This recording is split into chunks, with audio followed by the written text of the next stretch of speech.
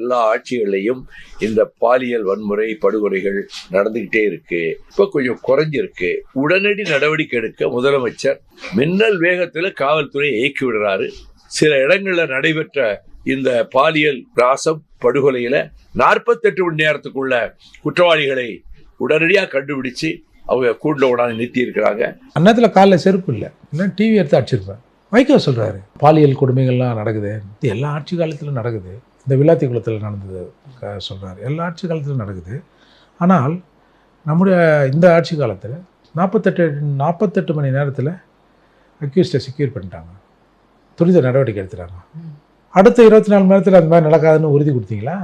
அடுத்த அப்புறம் நடக்குது. அப்போ இவங்க எப்படி சப்பக்கட்டு கட்டுறாங்க பாருங்கள். ஒரு சம்பவம், ஒரு துயர சம்பவம் நடக்குது சார், அது யாருக்காக இருந்தாலும் சார், நாட் ஈவன் எஸ்சின்னு இல்லை, எந்த சமூகமாக இருந்தாலும் யாரும் பாதிக்கப்படுகிறார் சார். இப்படி அவன் சட்டத்தை கையில் எடுத்து அவன் என்ன வேணாலும் பண்ணலாம், குடிச்சிட்டு எங்கே வேணாலும் போய் தகராறு பண்ணலாம் அப்படின்னு நினச்சா அது எப்படி? அது அப்போ இதெல்லாம் அரசாங்கம் தானே பார்க்கணும். ஒரு 4 பேர் குடிச்சிட்டு போகிறான்னா இன்னும் நாங்கள் தான் பொறுப்பானே, நீ தாண்டா உன் மூத்தத்தை குடிச்சு தாண்டா போகிறான்.